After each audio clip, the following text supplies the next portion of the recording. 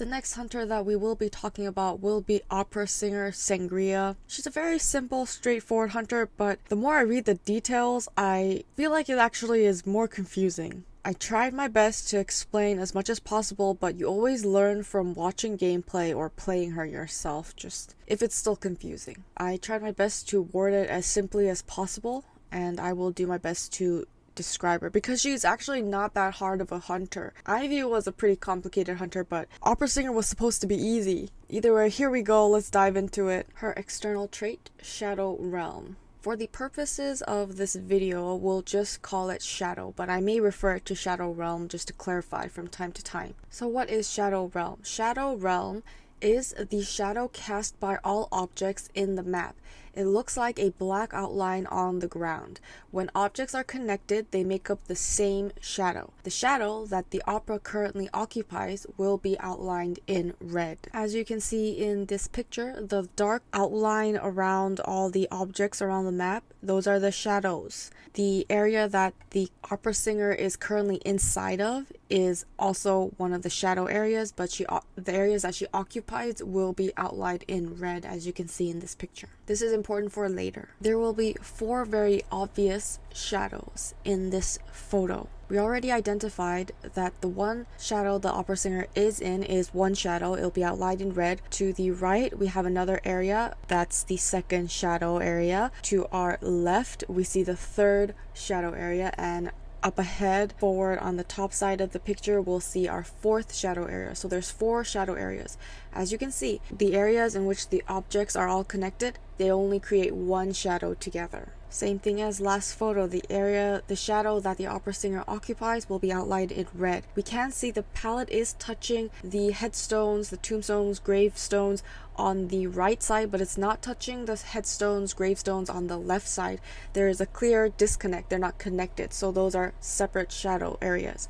So we have 3 shadow areas in this picture. We have to understand the shadow realm because opera can leap into the shadow for faster movement speed. Opera's fast movement form inside of the shadow is called stealth, or a lot of commentators like to say she's in her shadow form, and this is what that form looks like. We've seen it in the pictures that I've already shown you. When opera singer is in stealth or her shadow form, her movement increases by 8%. She can move freely within the same shadow or between different shadow areas. She has to transition from shadow to shadow by leaping, which will be explained later. Opera singer's stealth form or shadow form is deactivated when she uses a attack swing, when she interacts with pallets, when she breaks pallets, when she vaults, when she's knocked back, stunned by survivors, forward, antiquarian, meteorologist, or when she leaps out into the open or she leaps into the same shadow.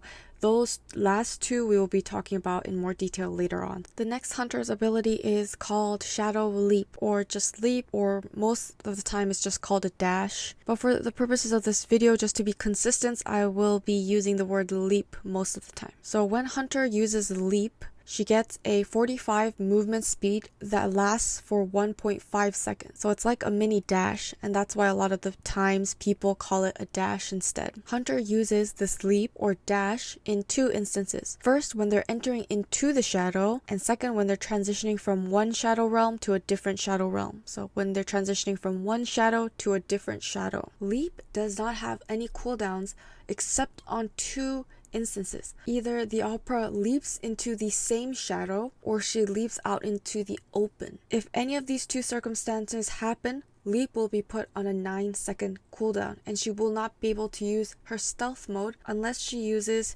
Shadow Dance, which will be explained later on. I explained the circumstances in which opera singer's stealth mode will be deactivated when she does the attack swing animation. When she interacts with a pallet, her stealth mode will be deactivated, but leap will not be on cooldown. So that means she can go right back into her stealth mode by leaping back into the shadow after her interactions or after she gets stunned. However, if she messes up her dash, or in correct terms, when she messes up her leap by leaping to the same shadow or leaping out in the open, then there will be a 9-second cooldown. In order to learn about shadow dancing, we have to learn about remnant, which is what the opera singer leaves behind after she uses shadow leap. When opera uses leap and transitions to another shadow, she leaves behind a remnant in the previous shadow, and these remnants last for 8 seconds. And once again, here we have the visual of the remnants being left behind in the previous shadows that she leaves. There are 2 ways to go into stealth mode. One, we've already talked about, is using leap or her dash to enter into the shadows. Another way is to use shadow dance. And shadow dance is the ability where opera can teleport back to any of the remnants on the field. Opera will return to the closest remnant in the center of your screen, or in the center of her vision. If there are no remnants shown on her screen, then she will teleport to the earliest created remnant. And after each use, it has a cooldown of 24 seconds. So now we will be going into the gameplay. It will make so much more sense by watching. So now she's in her shadow form, and she's using leap or her dash to jump between shadows so she can get closer to her first target, which is going to be the meteorologist. Yep. Okay, got the nice wind push by the meteorologist, so she was stunned out, but she didn't fail her transition. She didn't dash into the same shadow, and she didn't dash into the open, so that means she was just stunned out of her stealth mode. That means she can still leap right back into the shadow. Oh, and another wind push by this meteorologist, so she can go right back into stealth mode. Hunter's gonna be breaking this pallet, so now stealth mode is deactivated. She can jump right back into her stealth mode. She's gonna go back to her remnant right here, and she will be able to get the hit onto the meteorologist for the first time. It doesn't look like she has insolence, so she's going to have to get presence by taking some damage. Ooh, wonderful blink hit there, and she will be able to get first presence, which is Shadow Strike. Shadow Strike. Opera singer will throw a cloak in any direction. The cloak will last for 3 seconds, or it will end when it runs into an obstacle. The area the cloak passed over creates a shadow realm for opera singer to leap or dash into, and the shadow realm created by this cloak will last for 15 seconds. The ability cooldown is 20 seconds. Opera singer has downed the first survivor. She's going to be taking to her chair nearby the walls, and we can see, significant cipher progress. Actually, it's very average, around 70-80%, one at 60%. And we already see a survivor has made her way to the chair. You don't want to get caught off too far away from this chair because opera singer can transition very, very fast. She's going to try to swing there, mind game. She's going to go back to her pallet. We can see a wonderful flywheel by the fire investigator. Will be taking that hit and getting that rescue now. Her ability is on cooldown. He's going to be blocking this air path with his airbag, and the hunter has, she has a lot of distance away from this hunter, but since Hunter is in her shadow form, she can move much faster. She's going to catch up really fast. We can see that she's playing around here at this window palette, and Survivor is being very patient. She's getting ready to utilize her last bottle, but isn't able to do so. Is able to get that vault instead. Hunter's going to be breaking this pallet, forcing her to transition away. She's on that cloud, trying to make it to this next pallet, but she dropped the pallet, and she was unfortunately right next to the hunter, and she now has full presence, and that's the Shadow Leap, but it's the advanced version. Shadow Leap's distance is increased by 20%, and the remnant duration is now 10 seconds. It used to be 8 seconds, but it was increased to 10 seconds. However, the cooldown is still 9 seconds. She's going to be picking up this meteorologist and setting her to the chair for the second time. She was rescued before half, so they could possibly be coming in for another rescue, or they might sell just to get more cipher progress. But seeing that there's 3 cipher machines, they can definitely come in for this rescue. We see the Gravekeeper's already inside of a shovel, and he's making his way to the chair. He was caught a little farther away from this chair, but he does have that shovel to work with, so it's not too much of an issue. The hunter will be hitting him out of his shovel. He still has 1 whole shovel to work with, and he's already at this chair, and he's at full health, but he will be taking a hit for the meteorologist and will be getting that rescue once again with Ty Turner. They just need to get the cipher machines primed. He's going to body block for her as well, so it looks like he's just going to die for this meteorologist so that they could prime up those last 2 cipher machines. so far doing a very good job blocking that one entranceway, and it looks like she's just going to teleport right away to the fire investigator, stopping that one of the last cipher machines from being finished. It does look like he's going to have to throw down these pallets pretty early on because he doesn't have a lot of distance, and it looks like he's just going to be taking the hit. And since he was at half health when he went to rescue, once he got that injury, he's going to be on the chair for the first time. However, that 4 cipher machines finishing up pretty soon, but the only bad thing is that 78% cipher machine is where the fire investigator is chaired. His airbags are also all destroyed, so now he doesn't have any items left. Hunter is now pressuring AK. He's holding his doggy. She's going to sidestep to avoid that bite and is able to go back to a remnant, going back to secure this chair. They are starting a new cipher machine. It's at 30%, and it looks like the gravekeeper can't really come in. I mean, he has a shovel, so he can still come in for the rescue, but it's going to be an after half rescue. AK is trying to get a backdoor rescue, but Hunter isn't straying too far away from this chair. AK feeding tinnitus, so she now knows someone is definitely nearby. It's the postman. He's at full health, so he can definitely afford to eat the hit. Is going to get the doggy bite. I think that was the doggy bite. And it looks like the gravekeeper was trying to push that cipher machine, but gravekeeper is at half health, so you're gonna go down for the survivor. They were able to get that backdoor rescue. Hunter is just going to leave this gravekeeper and go for that fire investigator because fire investigator is dead on chair. He was after half rescue, is able to get the hit. Oh, and a force heal on the side of the survivors, just trying to get that last cipher machine prime. Now they're trying to make the Hunter pick up the wrong survivor, and she picks up the postman instead. This is the first chair for the postman, but she knows the cipher machines are primed, so she's just going to have to chair whichever survivor that is nearby. It looks like gravekeeper is going to go right back into his shovel and attempt this rescue, but Hunter has detention and it's looking very, very dangerous. As long as he's hit in his shovel, it'll be fine, but shovel's going to run out. So Hunter's just going to allow the shovel to run out, and when he leaves the shovel, that's when she's going to hit him so she can down him immediately with detention. I mean, he'd still be hit. He would still die if she wasn't in detention because he's at half health. Oh, it looks like the Hunter has downed this survivor next. He doesn't have self-heal either. And she's going back to the chair. They got that backdoor rescue by the meteorologist. Meteorologist, however, is dead on chair, and it looks like Hunter's trying to cut them off from that exit gate. The fire investigator has opened it up. We got the doggy bite by the postman. Hunter just needs to get one more down on the survivors, and it looks like she's going to go for that meteorologist. Meteorologist will be returning to the manor. Oh, is she? Oh, yeah, she's okay. She's going back to the remnant, so she's closer to the meteorologist. She's going to send the meteorologist back to the manor, and then she's going to go pick up that gravekeeper. Oh, she's just going to teleport, force these 2 survivors out, and then she's going to chair this gravekeeper because he can't get up, or they're just going to surrender. Looks like she's going to go immediately into her shadow form so that she can quickly transition around the map to find her first target. It looks like it's going to be the lucky guy. She sees the blood trails. He's going to loop this area, has a pallet to work with. Hunter's going to, oh, wonderful job going back to the remnant, but lucky guy was ready, was able to shoot him and transition back to that window, or he can go all the way to graveyard where there's a lot of pallets. Hunter's going to be breaking this pallet so that he can't keep looping this area. He is able to get that vault, but there's a few remnants there he needs to be careful of, so he's waiting near this window.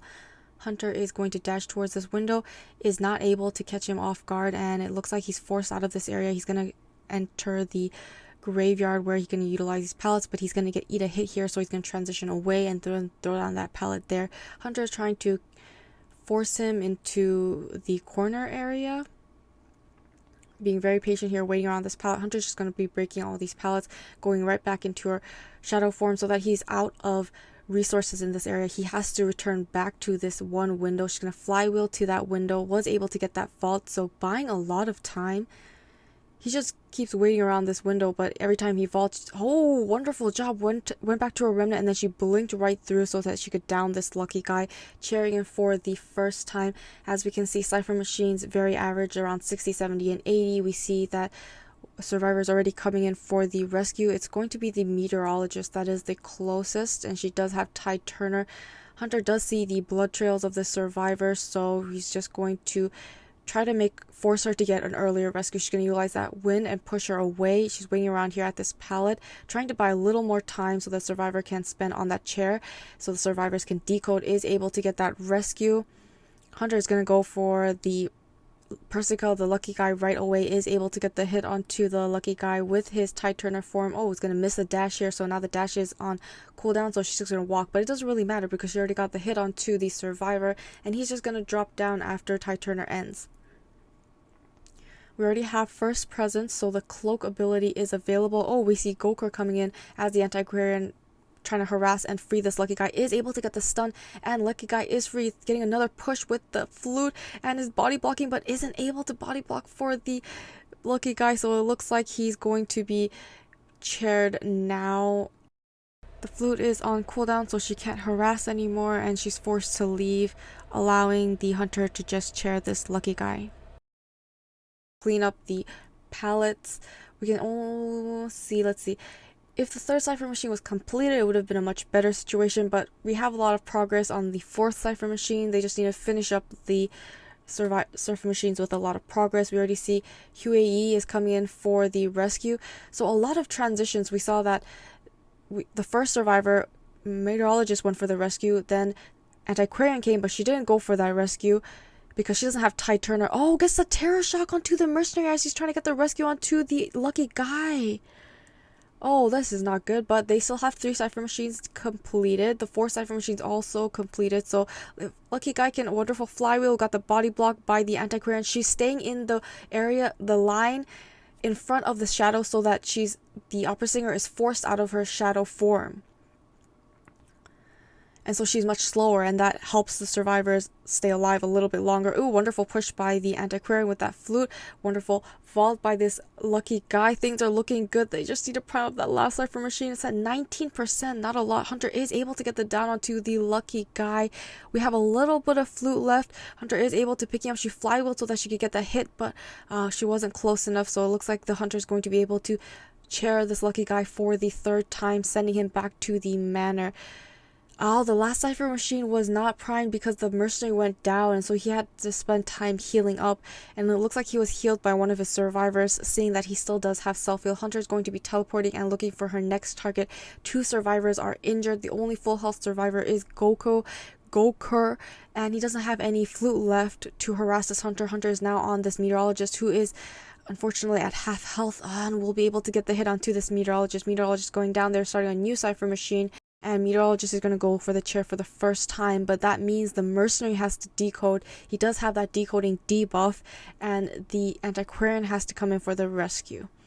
Or since mercenary does have that delayed damage effect, antiquarian can just decode, and then Merc will come in for the rescue, as long as the cipher machine's prime by the time the mercenary comes in for the rescue. Last cipher machine's being worked on. Hunter is checking the vicinity. She's going to go back to a remnant, not leaving the survivor. Hunter sees that he has tinnitus, and Hunter's going to be breaking this pallet. He needs to go closer. He's going to utilize his elbow pad, but he needs to go inside of red carpet, but the cipher machines are not quite ready, so he needs to buy a little more time. He's going to go around the outside and enter in this middle. Hunter's going to try and get the hit on here. Isn't able to land the hit, but is going to be able to finally land the hit, forcing him to get that rescue. But last cipher machine's primed and ready. They're going to pop that cipher machine right away. Hunter is going to down this mercenary. Oh, is able to get that terror shock onto that window vault, which doesn't really matter because he was at half health and she's at detention. She has detention. Exit gate is being opened up. It's at 50. She's going to utilize teleport, and she's going to stop the antiquarian from opening up that exit gate. She's going to be breaking this pallet here, so she can't loop this area, and she has to keep transitioning. Hunter is just breaking all these pallets. Oh, losing the mind games here, is able to get the down onto the antiquarian when she threw down this pallet. Mercenary still on the ground, and we can see that the meteorologist is trying to open up that opposite exit gate. The chair there is gone. She's going to have to chair her outside of shack. Teleport is on cooldown, but she can make it if she's in her shadow form, utilizing the cloak with her first presence. And it looks like she can pick up the mercenary, but she's going to the exit gate instead, and they're not able to open up this exit gate in time. Mercenary still has self-heal, so it's not completely over. Oh, she misses her dash there, but she's going to go back to her remnant and is able to get the down onto the meteorologist. Mercenary has gotten back up. He's trying to get that backdoor rescue. Hunter is just going to chair this meteorologist. because she needs to down this mercenary and they all have self-heal, is able to get that backdoor rescue onto the Antiquarian. Now they're running for that 80% exit gate. Will they be able to open it in time? Hunter's dashing. She is almost there. Oh no, it's not 80, it's at 70. Oh, it's a 70. Oh dear. Hunter is gonna be able to down this mercenary, and the exit gate's still not open. Oh my goodness, 97%. That's a 4-man elimination from this opera singer. So yeah, that was my opera singer guide. I hope it made sense after I explained her abilities and then watching the gameplay, how she's played and how fast she is. I plan to make the next Hunter guide, assessment, analysis, but we'll see when I have time. Thank you for watching. I hope you enjoyed it.